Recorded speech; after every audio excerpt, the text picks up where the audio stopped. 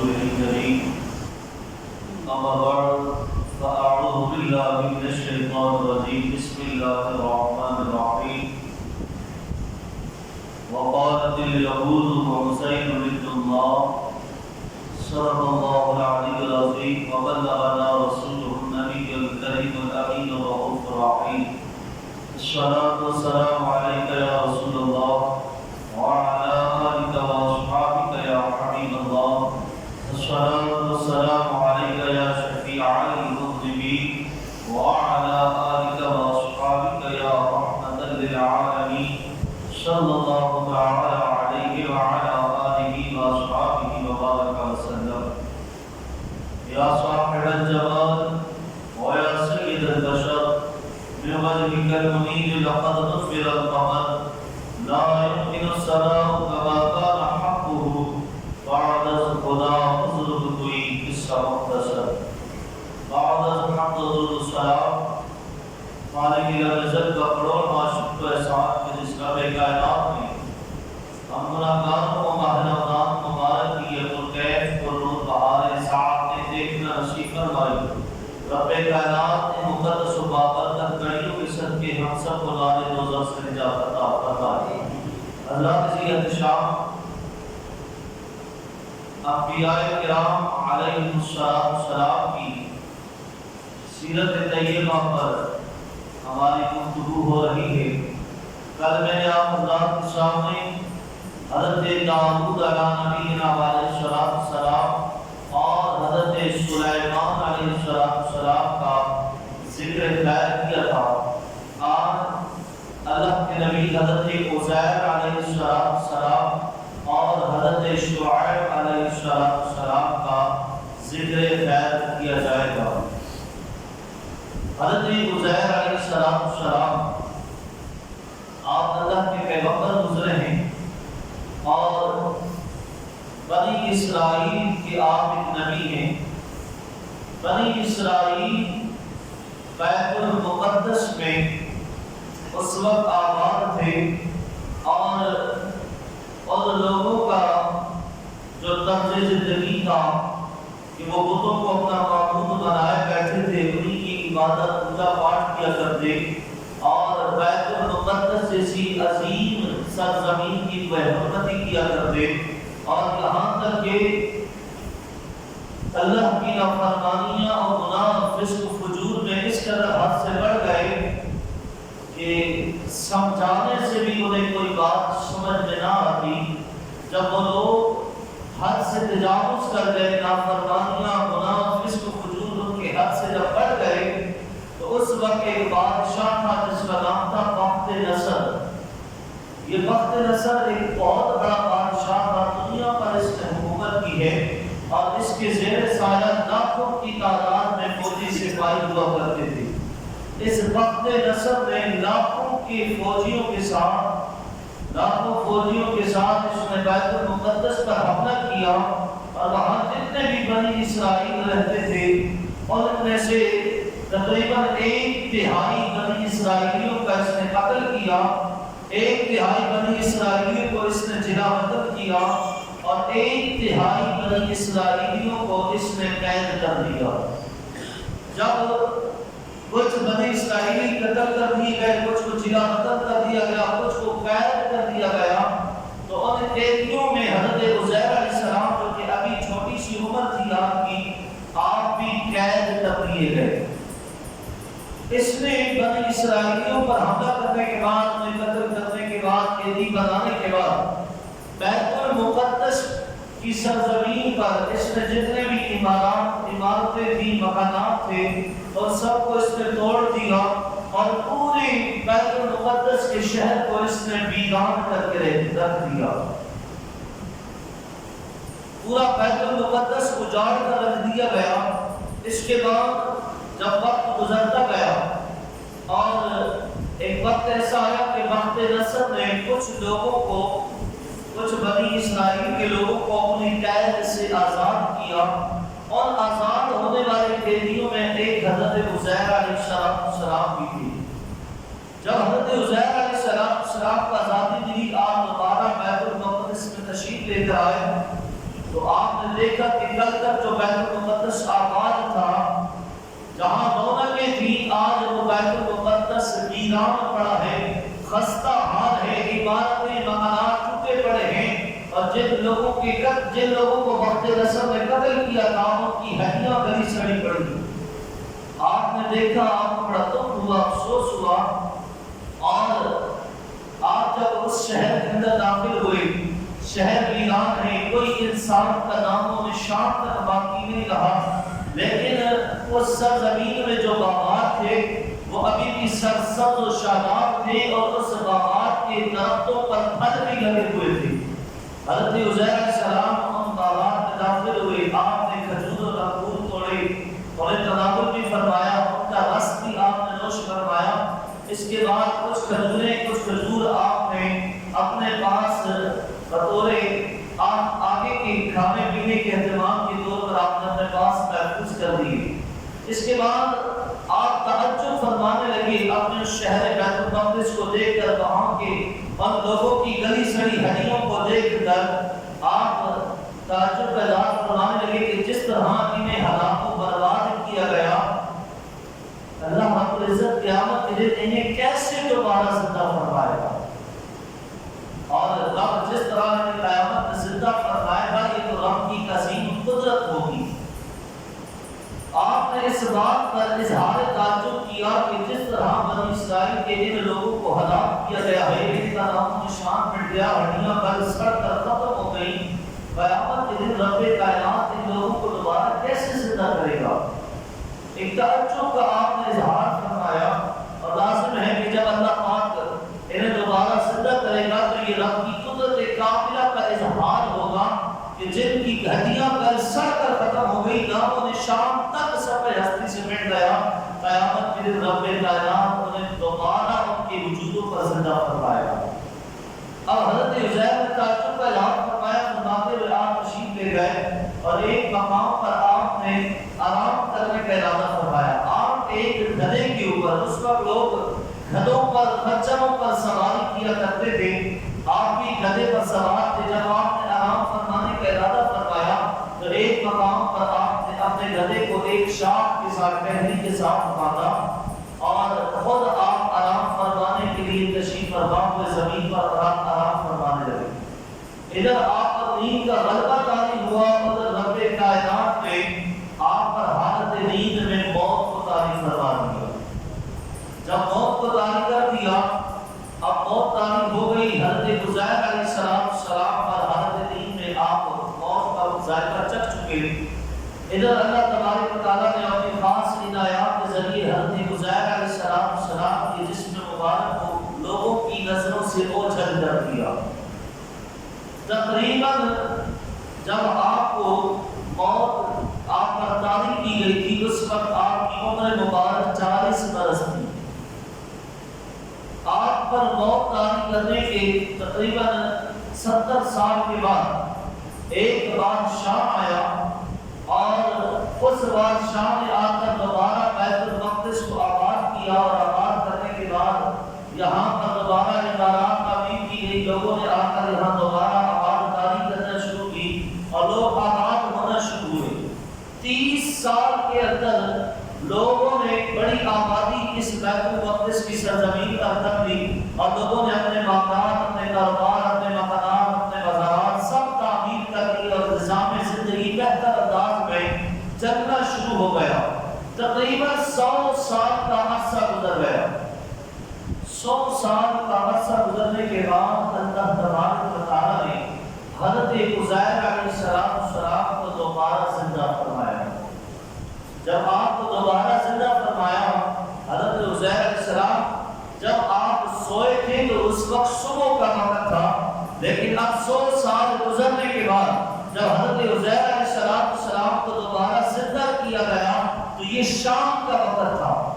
جب آپ سوئے تو صبح کا وقت تھا، جب آپ کو دوبارہ زندہ کیا گیا تو شام کا وقت تھا۔ جب آپ اٹھے، دیکھا کہ جو گدھا آپ نے اپنے پاس اپنی سواری کا باندھا تھا، اس کی تو ہڈیاں گل سڑ چکی ہیں، مر چکا گدھا، اور اس گدھے کے گوشت سارا کیڑے مکوڑے کھا گئے، ہڈیاں بھی اس کی گل سڑ گئی۔ آپ بڑے حیران ہوئے، سوچنے لگے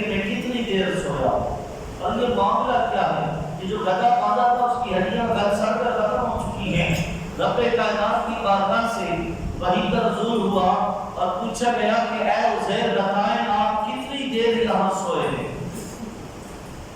حضرت عزیر علیہ السلام آپ نے غور کیا کہ سوئے تو صبح تھا، اب شام کا وقت ہے. تو اللہ کی بارگاہ میں عرض کی مولا یا تو ایک دن سویا ہوں یا اس سے بھی تھوڑا کم، دن کا کچھ حصہ میں یہاں سویا ہوں. رب کائنات نے ارشاد فرمایا اے عزیر آپ ایک دن نہیں سوئے بلکہ 100 سال یہاں سوتے رہے. ہم نے آپ پر حالت نیند میں موت کو طاری کیا اور اب 100 سال کے بعد ہم نے آپ کو دوبارہ زندہ کیا ہے. آپ تعجب فرما رہے تھے اور بنی اسرائیل کے لوگوں پر کہ جن کی ہڈیاں گل سڑ کر ختم ہو چکی تھی، آپ نے تعجب فرمایا کہ قیامت کے دن رب کائنات نے دوبارہ کیسے زندہ کرے گا. اے عزیر دیکھیے ہم نے آپ کو 100 سال پہلے سلایا تھا، 100 سال کے بعد آج ہم آپ کو اٹھا رہے ہیں. جس طرح ہم نے آپ کو 100 سال سلانے کے بعد آج زندہ کیا ہے، اسی طرح معاشر کے میدان میں بھی مردوں کو زندہ کریں گے. اس کے بعد آپ کے گدھے کی ہڈیاں آپ کے سامنے گل سڑ کر پڑی ہوئی تھی. رب کائنات نے حکم دیا ان ہڈیوں کو کہ آپس میں جڑ جاؤ. وہ گدھے کی ہڈیاں ساری آپس میں جڑنے لگی. جب جڑ گئی تو ان ہڈیوں کے اوپر گوشت چڑھنے لگا، پھر ان پر کھاد آ گئی، یہاں تک کہ وہ گدھا دوبارہ زندہ صحیح سالم آپ کے پاس موجود ہو گئے. رب کائنات نے فرمایا ہے عزیر دیکھا جس طرح اس گدھے کی ہڈیاں کل سڑ چکی تھی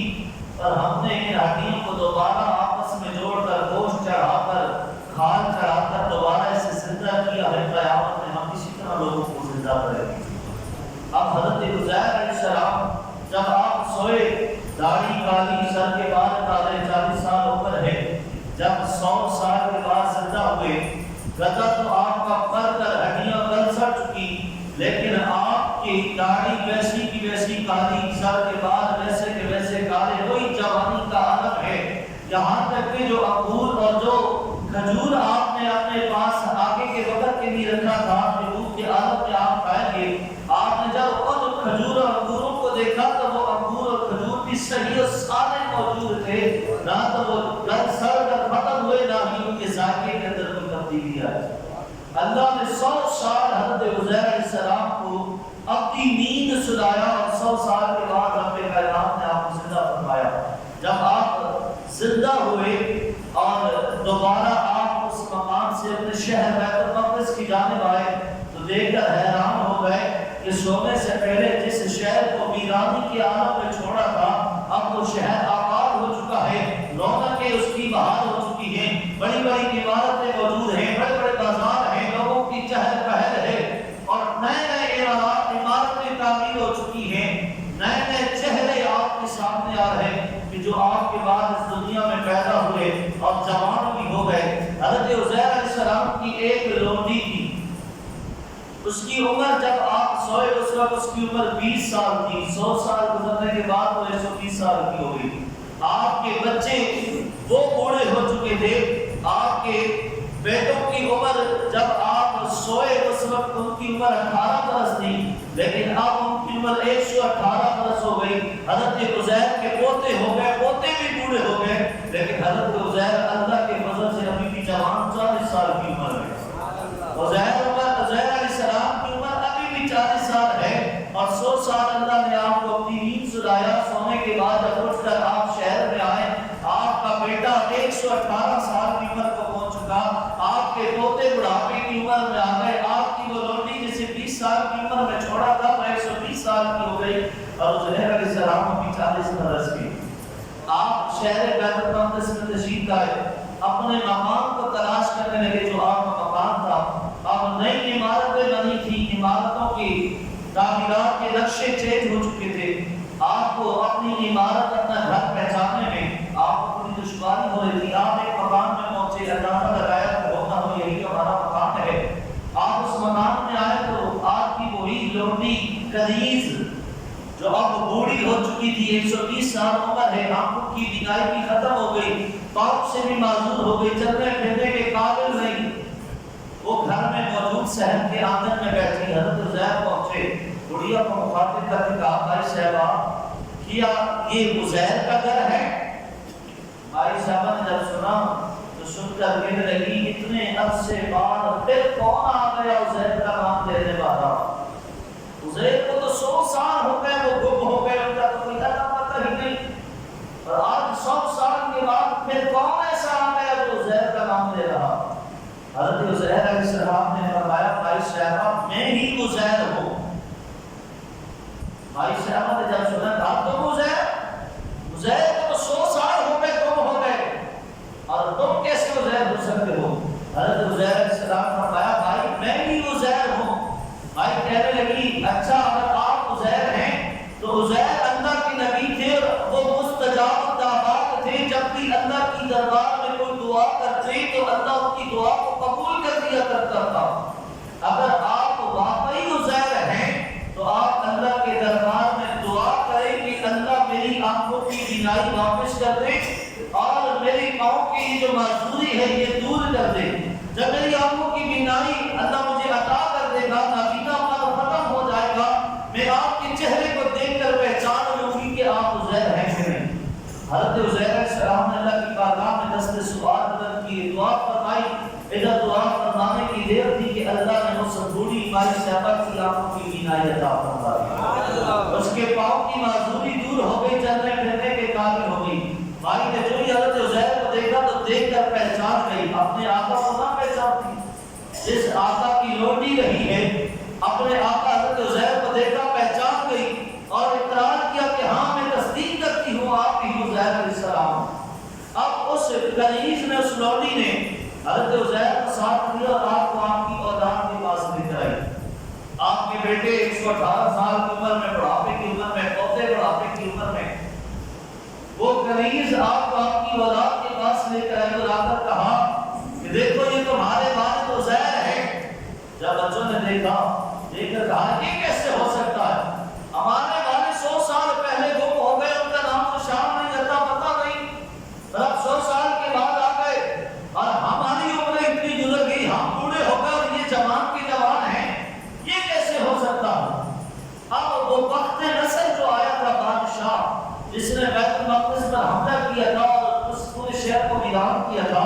اس نے ایک بدبخت نے ایک کام یہ بھی کیا کہ تورات کے جتنے بھی نسخے تھے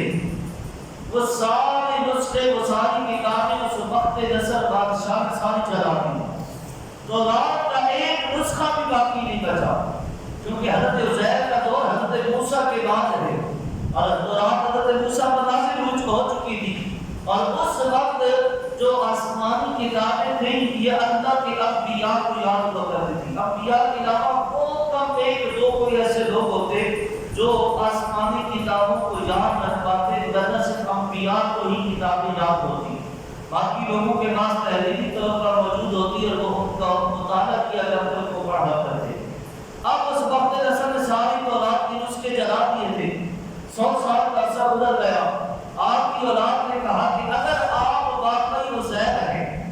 ہمارے والد ہیں، تو یقیناً آپ کو تورات بھی یاد ہونی چاہیے، کیونکہ انبیاء کو تورات آسمانی کتابیں یاد ہوتی ہیں۔ آپ اگر واقعی عزیر ہیں تو آپ کو تورات یاد ہونی چاہیے، آپ ہمیں تورات سنائیں۔ حضرت عزیر علیہ السلام نے تورات کی تلاوت کرنا شروع کی اور پوری تورات پڑھ کر سنا دی۔ جب پوری تورات پڑھ کر سنائی تو ان لوگوں نے اس تورات کو اپنے پاس لے کر محفوظ کر دیا۔ ایک شخص آیا اور اس نے آ کر کہا کہ میرے دادا نے تورات کی ایک نسخے کو زمین میں کہیں دفن کیا تھا اور مجھے بتایا تھا کہ میں نے زمین میں کہیں تورات کا نسخہ دفن کیا، لیکن مجھے یاد نہیں آ رہا وہ نسخہ دفن کہاں ہوا۔ حضرت عزیر علیہ السلام نے بتا دیا کہ وہ نسخہ کہاں دفن ہے۔ آپ نے جگہ کی نشاندہی فرمائی، لوگوں نے جا کر جب آپ کھدائی کی تو تورات کی وہ کتاب اور نسخہ وہاں سے نکل آیا۔ جب دیکھا تو حضرت عزیر علیہ السلام نے جو تورات کی تلاوت فرما کر لوگوں کو تورات لکھوائی تھی، اب ان لوگوں نے اس تورات کے نسخے کو اور جو نسخہ حضرت عزیر نے لکھوایا، ان دونوں کا آپس میں تقابل کرنے لگے، ایک دوسرے کو دیکھنے لگے، کیا واقعی عزیر نے جو تورات پڑھ کر ہمیں سنائی ہے، جو لکھوائی ہے، واقعی یہ وہی تورات ہے جو حضرت موسیٰ کا نازل ہوئی، اپنی طرف سے کوئی پڑھ کر سنا دیا۔ جب انہوں نے دونوں کتابوں کا آپس میں تقابل کیا،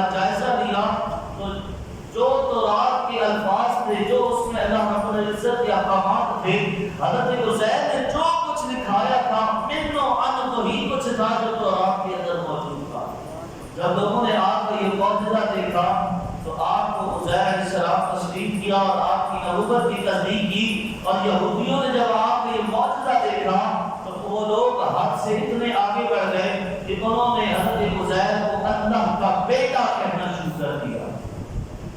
آپ کے عزیر اللہ کے بیٹے ہیں، اور اس شرکیہ عقیدے کے اندر وہ مبتلا ہو کر آج تک یہودیوں کا یہی عقیدہ ہے کہ حضرت عزیر اللہ کے بیٹے ہیں، جبکہ اللہ لم یلد ولم یولد کی شان والا ہے، نہ اس سے کوئی پیدا ہوا نہ وہ رب کسی سے پیدا ہوا، وہ رب اولاد سے بھی پاک ہے، اور وہ رب خود بھی کسی کی اولاد ہونے سے پاک ہے۔ لیکن جب حضرت عزیر کے اس معجزے کو یہودیوں نے دیکھا تو ان لوگوں نے آپ کو اللہ کا بیٹا کہنا شروع کر دیا۔ آپ نے تبلیغ کا سلسلہ جاری رکھا، ایک وقت تک آپ اس دنیا میں حیات رہے، پھر آخر ایک وقت گزارنے کے بعد آپ اس دنیا سے ظاہری پردہ فرما گئے۔ آپ کے دور کے بعد حضرت شعیب علیہ السلام کا زمانہ یا حضرت عزیر کے زمانے سے پہلے ہے، چونکہ قرآن مجید کے اندر جن ترتیبوں کے ساتھ انبیاء کا ذکر آیا ہے، کتابوں میں بھی انہی ترتیب کے ساتھ انبیاء کی سیرت کو بیان کیا گیا ہے۔ بسا اوقات کسی نبی کا زمانہ بعد میں اور کسی کا پہلے ہے، لیکن ذکر اس نبی کا پہلے آ جاتا ہے، اور جو نبی پہلے آئے ان کا ذکر بعد میں آتا ہے، تو ہم بھی اسی ترتیب کے ساتھ آپ کے آگے ذکر خیر کر رہے ہیں۔ اس کے بعد حضرت شعیب علیہ السلام رب کائنات نے فرمایا وَإِلَىٰ مَدْيَنَ أَخَاهُمْ شُعَيْبًا، ہم نے شعیب کو مدین کے ہم قوم بھائی شعیب کو ان کی طرف نبی بنا کر بھیجا۔ حضرت شعیب علیہ السلام کا زمانہ حضرت موسیٰ علیہ السلام کے زمانے کے بالکل ہم عصر ہے۔ جس زمانے میں حضرت موسیٰ علیہ السلام تشریف لائے تھے، اسی زمانے میں حضرت شعیب علیہ السلام بھی دنیا میں تشریف لے کر آئے اور آپ کی نبوت کا تاج لے کر آئے۔ حضرت موسیٰ علیہ السلام حضرت شعیب علیہ السلام کے داماد ہیں، حضرت شعیب حضرت موسیٰ کے سسر ہیں۔ حضرت شعیب علیہ السلام کو اللہ تبارک و تعالی نے دو قوموں کی طرف نبی بنا کر بھیجا۔ ایک قوم مدین تھی اور دوسری قوم اصحاب الایکہ۔ یہ دو قومیں تھی جن کی طرف اللہ نے حضرت شعیب کو نبی بنا کر بھیجا۔ حضرت شعیب بھی قوم مدین ہی سے تھے، قوم مدین کے ایک فرد تھے، اور اصحاب الایکہ کی ایک علیحدہ قوم تھی جہاں پر قوم مدین آباد تھی، اسی کے کچھ فاصلے پر قوم اصحاب الایکہ کی آباد تھی۔ یہ دونوں قومیں تاجر تھی، تجارت ان کا پیشہ تھا، اور ان کی جو سب سے بڑی برائیاں تھی وہ ایک یہ تھی کہ یہ بتوں کی پوجا کیا کرتے تھے، دوسری سب سے بڑی ان کی جو برائی تھی وہ یہ تھی کہ یہ لوگ ناپ تول کے اندر کمی کیا کرتے تھے، لوگوں کو دھوکہ دیا کرتے، ناپ تول میں کمی کیا کرتے، چیز کم تولتے اور وزن زیادہ بتایا کرتے، جس سے ہمارے یہاں بھی ہوتا ہے کہ ترازو میں نیچے کوئی چمک لگا دیا، کوئی بٹ لگا دیا، یا مشین کے اندر کوئی ہیل کر دیتے ہیں، اور اصل وزن 700 گرام ہوتا ہے، شو 1000 گرام ہو رہا ہوتا ہے، اصل اس کا وزن جو ہے نا 1500 گرام ہوتا ہے، شو 2000 ہوتا ہے۔ جیسے پیٹرول پمپ والے بھائی کرتے ہیں ہمارے لیٹر کے اندر جو ہے نا کوئی ہیل کرتے ہیں، اب کوئی بتا جاتا ہے کہ 100 روپے کا پیٹرول ڈالتے ہیں وہ 50-60 روپے کا، شو کتنے ہوتے ہیں 100 روپے۔ ناپ تول کے اندر کمی کرتے تھے کہ حضرت شعیب علیہ السلام کی قوم کی سب سے بڑی برائی تھی کہ وہ ناپ تول کے اندر کمی کیا کرتے تھے، اور دوسری ان کے اندر برائی یہ تھی، تیسری برائی، پہلی تو وہ بت پرستی کیا کرتے، دوسرا ناپ تول کے اندر کمی کیا کرتے، لوگوں کو دھوکہ دیا کرتے، چیز کم وزن کرتے اور وزن زیادہ بتایا کرتے۔ تیسری برائی یہ تھی کہ وہ لوگ راستے میں بیٹھ کر آنے جانے والوں کو تنگ کیا کرتے، اور جو لوگ حضرت شعیب علیہ السلام پر ایمان لے کر آتے، یہ قوم مدین کے لوگ حضرت شعیب علیہ السلام پر ایمان لانے والوں کو راستے میں روک کر ڈراتے، انہیں دھمکیاں دیتے، جان سے مارنے کی دھمکیاں دی جاتی، اور کبھی کبھار انہیں اپنے ساتھ باتوں میں لگا کر حضرت شعیب کی بارگاہ میں جانے سے روکا جاتا، اور کبھی انہیں بلا وجہ تنگ کرتے۔ یہ ان کے اندر خرابیاں پائی جاتی۔ اصحاب الایکہ کا بھی معاملہ یہی تھا کہ وہ بھی تاجر لوگ تھے، ناپ تول میں کمی کیا کرتے، بت پرستی کیا کرتے اور حضرت شعیب علیہ السلام پر ایمان لانے والوں کو تنگ کیا کرتے، ڈرایا دھمکایا کرتے۔ حضرت شعیب علیہ السلام آپ دونوں قوموں کو تبلیغ فرمایا کرتے۔ قوم مدین کو آپ نے خطاب فرماتے ہوئے ارشاد فرمایا کہ تمہیں اللہ سے ڈر نہیں آتا؟ اللہ معبود برحق ہے، اس معبود برحق کی عبادت کرو۔ ہر انبیاء نے، ہر نبی نے اپنے دور کے اندر اپنی قوم کو، اپنی امت کو سب سے پہلی تبلیغ یہی کی کہ اللہ کو اپنا معبود برحق جانو، کیونکہ تمام انبیاء کی اکثر امتیں بت پرستی کا، آتش پرستی کا، سورج پرستی، چاند پرستی کے وہ شکار تھے۔ کوئی اپنا خدا معبود برحق، کوئی چاند کو بنائے بیٹھا، کوئی سورج کو بنائے بیٹھا، کوئی بتوں کو خدا بنائے بیٹھا، کوئی سورج کو، کوئی دریا کو، کوئی پتھر کو، کوئی آگ کو۔ ہر نبی نے آ کر پہلی تبلیغ سب کی یہی تھی کہ اللہ کے علاوہ کوئی معبود برحق نہیں، کوئی ذات معبود برحق ہے، لہذا عبادت اللہ کی کرو۔ جنہیں تم اپنا معبود جانتے ہو، جنہیں اپنا خدا جانتے ہو اور جن کے آگے جھکتے ہو، یہ خدا کہلانے کے حقدار نہیں، لہذا اس خدا کے سامنے جھکو، اس خدا پر ایمان لے جاؤ۔ حضرت شعیب نے بھی اپنی قوم کو اللہ کی وحدانیت کا پیغام دیا اور اپنی نبوت اعلان کر کے اپنے پر ایمان لانے کا آموزش فرمایا، لوگوں کو دعوت دی کہ میں اللہ کا نبی بن کر تمہارے پاس آیا ہوں، اللہ کی طرف سے ایک روشن دلیل بن کر، ایک امانتدار بن کر تمہارے پاس آیا ہوں، اللہ کا پیغام لے کر آیا ہوں، تم بت پرستی سے باز آ جاؤ، اس شرکیہ عبادت سے باز آ کر اس خدائے بزرگ برتر کو اپنا معبود برحق جان کر اسی کی عبادت کرو، اسی کے سامنے سجدہ ریز ہو کر اسی پر ایمان لے کر آؤ، اسی کے سامنے اپنی حاجات کو پیش کرو۔ اور اے میری قوم، یہ جو تم ناپ تول میں کمی کرتی ہو، اس ناپ تول کی کمی سے باز آ جاؤ، لوگوں کو دھوکہ دینے سے باز آ جاؤ، اور راستے میں بیٹھ کر جو تم لوگوں کو تنگ کرتے ہو، ایمان والوں کو ڈراتے دھمکاتے ہو، مسافروں کو تنگ کرتے ہو، پریشان کرتے ہو، اپنی ان حرکتوں سے باز آ جاؤ۔ کیا تم نے نہیں دیکھا تم سے پہلی امتوں پر کیسے کیسے اللہ کے عذاب آئے ہیں؟ قوم نوح کا عذاب تمہارے سامنے ہے، قوم عاد و ثمود کا عذاب تمہارے سامنے ہے، قوم عاد کی بستی کوئی دور نہیں، تمہاری بستی سے قریب ہے، آج بھی ان کی بستی کے اندر اللہ کی طرف سے عبرت کے نشان موجود ہیں۔ جب تم ان سے دس سے عبرت حاصل نہیں کرتے، جب تمہیں اللہ کے عذاب سے خوف نہیں آتا، اپنی ان حرکتوں سے باز آ جاؤ۔ لیکن قوم مدین، وہ قوم آپ کو کہتی کہ اے شعیب، ہم تو آپ کو بڑا عقل مند اور صحیح سمجھتے ہیں، آپ عقل مند اور صحیح ہونے کے باوجود ہمیں ہمارے آباء و اجداد کے خداؤں کی عبادت کرنے سے منع کر رہے ہیں۔ ہمارے آباء و اجداد، ہمارے باپ دادا ان بتوں کو اپنا معبود سمجھتے رہے، ان کی عبادت کرتے رہے، اور آپ ہمیں ان کی عبادت سے روک رہے ہیں، اور ہم تو آپ کو بڑا عقل مند اور صحیح سمجھتے ہیں۔ ہمیں مال جمع کرنا ہے، ہمیں مال کی حرص ہے، دولت جمع کرنی ہے، اور دولت جمع کرنے کے مختلف طریقے ہوتے ہیں، ہم نے وہی طریقے تو اپنائے ہیں،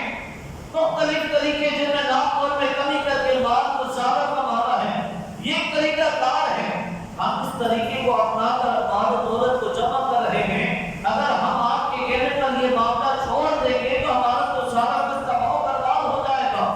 ہماری معیشت برباد ہو کر رہ جائے گی۔ ہم تو بڑے عقل مند آپ کو سمجھتے تھے، اور آپ ہمیں کیسے مشورے دے رہے ہیں؟ حضرت شعیب علیہ السلام نے فرمایا، جب تم میری ذہانت اور عقل مندی کا اعتراف کر ہی رہے ہو تو کیا میں تمہیں کوئی غلط راستہ بتلاؤں گا؟ اے میری قوم، میں خود بھی اللہ کی طرف سے، اللہ کے فضل سے راہ مستقیم پر ہوں، اور میں چاہتا ہوں کہ تم بھی سیدھی راہ پر گامزن ہو جاؤ، اور ان معاملات سے، یہ اللہ کو ناراض کرنے والے معاملات ہیں، گناہ کے معاملات ہیں، ان سے باز آ جاؤ، اللہ کو معبود برحق مانو، ناپ تول کی کمی کو ختم کر دو۔ دیکھو، اگر تم ناپ تول میں کمی نہیں کرو گے، لوگوں کو ان کا پورا حق دو گے، جتنا مال وزن ہوتا ہے اتنا مال دو گے، اتنی قیمت وصول کرو گے، تو اللہ تمہارے اس رزق کے حالات میں برکتیں پیدا کر دے گا، اللہ اسی میں برکت عطا کر کے رزق کی فراوانی عطا کر دے گا۔ لیکن قوم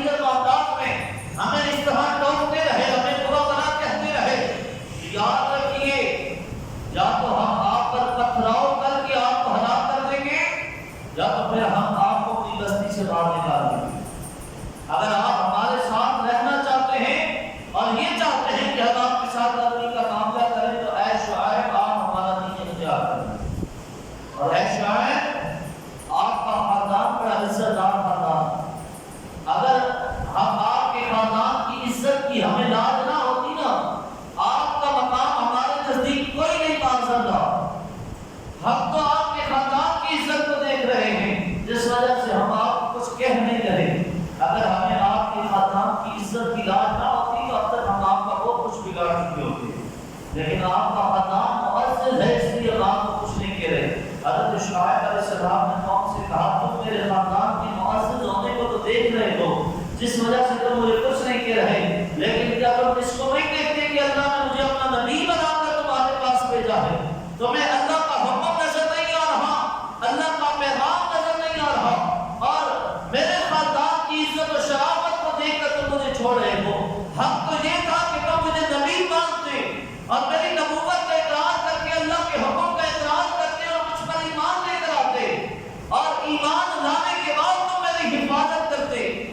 تو میرے خاندان کی عزت و شرف ہونے کے تانے مجھے دے رہے ہو۔ حضرت شعیب علیہ السلام نے فرمایا اے لوگوں، تم میرا جو کچھ بگاڑ سکتے ہو بگاڑ، جتنی طاقت استعمال کر سکتے ہو اپنی طاقت کو استعمال کرو، لیکن یاد رکھو میں بے آسرا اور بے سہارا نہیں، میرا سہارا اور میرا آسرا میرا رب ہے، وہ رب میرا آسرا ہے، وہ رب میرا سہارا ہے، اور وہ کبھی اپنے انبیاء کو بے آسرا بے سہارا نہیں چھوڑتا۔ تو اپنے کیڑی چوٹی کا زور لگانا ہے لگا لو، لیکن دیکھو کہ قریب اللہ کا عذاب آئے گا اور پھر پتہ چل جائے گا کہ کون رسوا ہونے والے ہیں اور کون عزت والے ہیں۔ قوم نے آپ کو دھمکیاں دینا شروع کی، آپ کی خلاف سازشیں کرنا شروع کی، بالآخر اللہ رب العزت کی بارگاہ سے جب حضرت شعیب علیہ السلام کی قوم مدین نے آپ کو مسلسل توہین کرنا شروع کی، آپ کی تکذیب کرنا شروع کی، آپ کو اذیتیں پہنچانا شروع کی، رب کائنات کی طرف سے قوم مدین پر عذاب کا فیصلہ ہوا۔ حضرت جبریل امین کو حکم دیا گیا اس قوم پر عذاب کو مسلط کیا جائے۔ حضرت جبریل امین نے قوم مدین پر آ کر آپ نے ایک چیخ ماری، اور وہ چیخ اتنی دردناک تھی کہ جتنے بھی کافر لوگ تھے قوم مدین کے، ان سب نے جو ہی حضرت جبریل کی وہ چیخ سنی سب کے سب وہیں ہلاک و برباد ہو گئے۔ اتنی دردناک وہ چیخ تھی حضرت جبریل کی کہ جو ہی آپ نے وہ آواز نکالی، وہ چیخ ماری،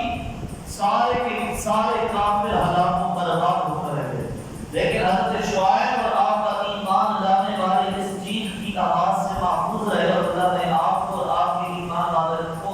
بحفاظت اپنے فضل و کرم سے حفاظت عطا فرمائی۔ اس کے بعد حضرت شعیب علیہ السلام اپنی دوسری قوم اصحاب الایکہ کے پاس تشریف لے کر گئے۔ اصحاب الایکہ بھی کافر تھے، ان کا معاملہ بھی وہی تھا، وہ تو پرستی کیا کرتے، ناپتول میں کمی تھی، لوگوں کو اذیتیں پہنچایا کرتے۔ حضرت شعیب نے انہیں بھی تبلیغ کرنا شروع کی، انہیں بھی ڈرایا، سمجھایا، اللہ کے عذاب سے ڈرایا، دیکھو ان معاملات سے باز آ جاؤ، اگر تم اپنے نبی کی ہوئی توہین کرتے رہو گے، اگر ان معاملات سے باز نہیں آؤ گے، اللہ پر ایمان نہیں لے کر آؤ گے، تو یاد رکھو پچھلی قوموں کے حالات دیکھ لو، جب انہوں نے اللہ کی وحدانیت کے اقرار کرنے سے انکار کیا، اپنے انبیاء کی توہین و تکذیب کی، تو اللہ کے عذاب نے اپنے لپیٹ میں لے لیا۔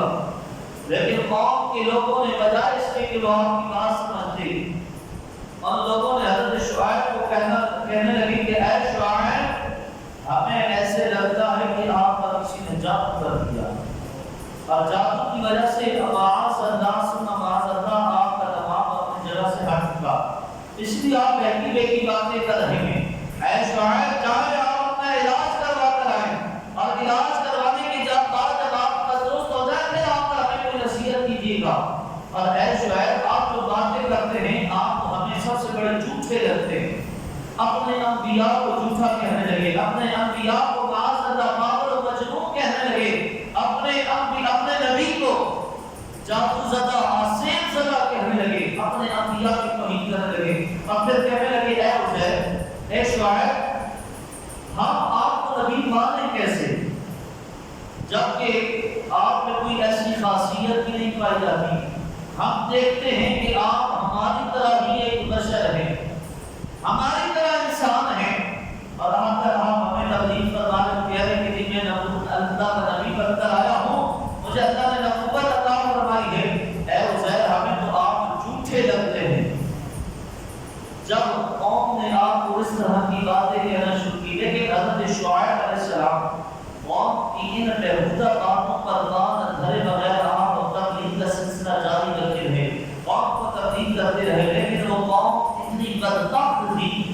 کہ بجائے اس کے کہ وہ آپ کی تبلیغ پر ایمان لے کر آتے، وہ آپ کو طرح طرح کے جملے کسا کرتے، آپ کی بلا ضامن کیا کرتے۔ جب اصحاب الایکہ کے لوگ بھی حد سے تجاوز کرنے لگے، یہاں تک اصحاب الایکہ کے لوگ حد سے بڑھ گئے کہ ایک دن حضرت شعیب علیہ السلام سے کہنے لگے کہ اے شعیب، ہم آپ پر ایمان لانے والے نہیں، اور آپ تو ہر وقت ہمیں عذاب سے ڈراتے ہیں نا، آپ اپنے رب سے کہیں ہم پر عذاب لے آ۔ ہم بار بار آپ کے منہ سے سن کر تھک گئے ہیں، اب بس بہت ہو گئی، آپ اپنے رب کو کہیں ہم پر عذاب لے آئے۔ ہم جانتے ہیں ہم پر عذاب آنے والا نہیں، ہمیں یقین ہے، لیکن آپ کہتے ہیں نا آپ سچے ہیں، اپنے رب سے کہیں ہم پر عذاب لے آئے۔ حضرت شعیب علیہ السلام نے فرمایا میرا رب خوب جانتا ہے تمہارے کرتوتوں کو، تمہارے اعمال کو، میرا رب دیکھ رہا ہے، میرا رب ہر ایک کی عمل سے باخبر ہے، اور وہ رب جب کسی پر عذاب دینے کا فیصلہ کر دے گا تو پھر اس کے عذاب سے کوئی کسی کو بچا نہیں سکتا۔ بلاخر اصحاب الایکہ پر بھی عذاب کا فیصلہ ہوا۔ رب کائنات نے 7 دن اصحاب الایکہ کی بستی پر ہوا کو بند کر دیا، 7 دن تک ہوا کا نام شام تک مٹا دیا، ہوا چلی ہی نہ، اور اللہ نے 7 دن تک مسلسل ریت کو اس اصحاب الایکہ کی بستی پر اللہ نے مسلط کر دیا۔ اب ہوا جب نہیں چل رہی، ریت مسلط ہو گئی، لوگوں کے دھم گھٹنے لگ گئے، لوگوں کو سانس لینے میں دشواری ہونے لگی، لوگ پریشان ہونے لگے، اور اس پریشانی کی حالت میں وہ اصحاب الایکہ کے لوگ اپنی بستی کو چھوڑ کر جنگلوں میں بھاگنے لگے۔ جب جنگل میں بھاگے تو اللہ تبارک و تعالی نے ایک سیاہ بادل جنگل میں ان کا سایہ کرنے کے لیے بھیج دیا۔ جب ایک بادل آیا اور اس بادل کے نیچے ٹھنڈی ٹھنڈی ہوائیں بھی چلنا شروع ہو گئیں، قوم کے لوگ جب جنگل میں اس بادل کے سایہ آئے تو بڑے خوش ہو گئے، پوری قوم کے لوگ اس بادل کے سائے میں آ کر انہوں نے پناہ لے لی کہ یہاں تو ٹھنڈی ہوا، وہاں بستی کے اندر ہوا کا نام و نشان نہیں، ریت مسلط ہے، سانس لینے میں دشواری، زندگی گزارنے میں دشواری، اور جنگل میں ایک بادل ہم پر سایہ کیے ہوئے اور ٹھنڈی ٹھنڈی ہوائیں بھی چل رہی ہیں، اور ٹھنڈی ہواؤں کے مزے لٹنے کے لیے پوری قوم، پوری بستی اس بادل کے سائے میں جمع ہو گئے۔ جب ساری قوم، سارے کافر، اس حضرت شعیب کی توہین و تکذیب کرنے والے سارے لوگ جب اس بادل کے سائے میں جمع ہو گئے کہ یہاں تو ٹھنڈی ہوا ہے، اور اس ٹھنڈی ہوا کے مزے لوٹنے کے لیے جب وہاں جمع ہوئے، اللہ تبارک و تعالی نے اس بادل سے آگ کو برسانا شروع کر دیا، اور بادل سے آگ برسنا شروع ہوئی، اور پوری اصحاب الایکہ کی قوم کو اللہ نے آگ کے ذریعے جلا کر راکھ کر کے ہلاک و برباد کر دیا۔ اور سبع ہستی سے اللہ نے ان کا نام و نشان مٹا کر رکھ دیا۔ کیوں؟ اپنے نبی کی توہین، اپنے نبی کی شان میں گستاخی، اپنے نبی کی تہذیب، جس وجہ سے اللہ نے ہلاک و برباد کر دیا۔ پہلی قوم مدین، جنہیں جبریل امین علیہ السلام کی چنگار سے، آپ کی چیخ سے اللہ نے انہیں ہلاک کیا، اور دوسری اصحاب الایکہ جنہیں اللہ نے آسمان سے آگ برسا کر انہیں جلا کر راکھ کر دیا۔ رسول کیا تھے؟ اپنے نبی کی توہین کرتے تھے اور نام تول میں کمی کیا کرتے۔ یاد رکھیے، نام تول میں کمی کرنا یہ بہت سخت کمی کا بلا۔ آج ہمارے ہاں راشن والے بھی نام تول میں کمی کرتے ہیں، کپڑے والے گز اور میٹر کے نام تول میں کمی کرتے ہیں، ہمارے ہاں پیٹرول پمپ والے اپنے حساب سے کمی کر رہے ہیں۔ ہر شعبے کے اندر جو چیز نام تول کر دی جاتی ہے، ہر بندہ زیادہ پیسہ کمانے کے لیے نام تول میں کمی کرتا ہے، وزن کم ہوتا ہے، قیمت زیادہ وصول کی جاتی ہے۔ یاد رکھیے، حضرت شعیب کی قوم بھی اسی گناہ میں مبتلا تھی۔ حضرت شعیب بار بار سمجھاتے کہ دیکھو یہ اللہ کے عذاب کو دعوت دینے والی بات ہے، لوگوں کو دھوکہ دے رہے ہو، اس سے باز آ جاؤ، اور باز نہ آئی۔ انجام کار کیا ہوا؟ رب کائنات نے ہلاک و برباد کر کے رکھ دیا۔ اے میری قوم، آج تم بھی اس گناہ کے اندر مبتلا ہو، خدا اپنے حال کا رحم کرو، زیادہ مال کمانے کی ہوس کے اندر لوگوں کو دھوکہ نہ دو، گناہ حرام کے کام میں اپنے آپ کو مبتلا نہ کرو. یاد رکھو نام دور میں کمی کر کے جو ہم پیسے کما رہے ہیں یہ حرام کی کمائی ہے. ہم لوگ سمجھنے شاید حلال کمائی ہے. یاد رکھیے جتنی آپ نے وزن کی آپ نے چیز دی ہے اتنی جو قیمت بنتی ہے وہ حلال ہے. جو اس سے اوپر آپ نے ناجائز رقم اس سے وصول کی ہے وہ آپ کے لیے حرام کمائی ہے. اور یاد رکھیے حرام کا ایک لقمہ جس کے پیٹ میں چلا جائے 40 دن تک اس کی کوئی عبادت اللہ کی بارگاہ میں قبول نہیں ہوتی. کوئی عبادت بھی اس کی اللہ کی بارگاہ میں قبول نہیں ہوتی. اور اسی حرام کمائی سے اگر آپ نے کپڑے خریدے, کپڑے خرید کر کپڑے زیب تن کی اور ان سے آپ نماز پڑھی تو آپ کی نمازیں بھی قبول نہیں ہوں. اپنی اولاد کو اسی حرام کمائی سے کھلاؤ گے تو یاد رکھیے اولاد کبھی بھی نیک اور صالح نہیں ہو سکتی. ہمیشہ ہی نافرمان اور شریر ہوگی, فسادی اولاد ہوگی, لیکن کبھی نیک اور صالح اولاد نہیں ہو سکتی. جن اولادوں کے پیٹ میں حرام کے لقمے جاتے ہیں اور جن پیٹوں میں حرام کے لقمے چلے جاتے ہیں وہ پیٹ کبھی بھی بھرا نہیں کرتے. اور یاد رکھیے اگر اسی حالت میں اس کو موت آ گئی تو اللہ کا عذاب اسے اپنی لپیٹ میں لے گا. اے میری قوم اپنی وقت ہے اپنے آپ کو سنبھال لو قبل اس کے کہ موت کا پروانہ ہمیں اپنی آغوش میں لے, اپنی نیند ہمیں سلا دیا جائے. اے میری قوم ہوش کے نام لو, اپنے آپ کو ان گناہوں سے بچاؤ. ہر نبی کی امت جو گناہ کرتی تھی آپ کے سامنے بیان کیے جا رہے ہیں. آج اس امت کے اندر وہ گناہ پائے جا رہے ہیں. اے میری قوم اب بھی وقت ہے اپنے آپ کو ان گناہوں سے بچا لو, ورنہ اللہ کا عذاب بڑا دردناک ہے. اللہ کی پکڑ سے, اللہ کے عذاب سے کوئی چھڑا نہیں سکتا, کوئی بچا نہیں سکتا. اپنے آپ کو اللہ کے عذاب سے خود بچاؤ, اپنے آپ کو ان گناہوں سے, ان برائیوں سے بچاؤ, نام مول کی کمی سے خود کو بچاؤ. دوسروں کو بھی اس کی ترغیب دو کہ لوگوں کو دھوکہ نہ دو. آپ لوگوں کو دھوکہ دے رہے ہیں لیکن رب کو آپ دھوکہ نہیں دے سکتے. وہ رب آپ کے ہر عمل سے باخبر ہے. خدایا اب بھی وقت ہے سمجھ جاؤ, اپنی زندگی اللہ اور اس کے رسول کی اطاعت و بندگی میں گزارنے والا بن جاؤ. ورنہ ایسا نہ ہو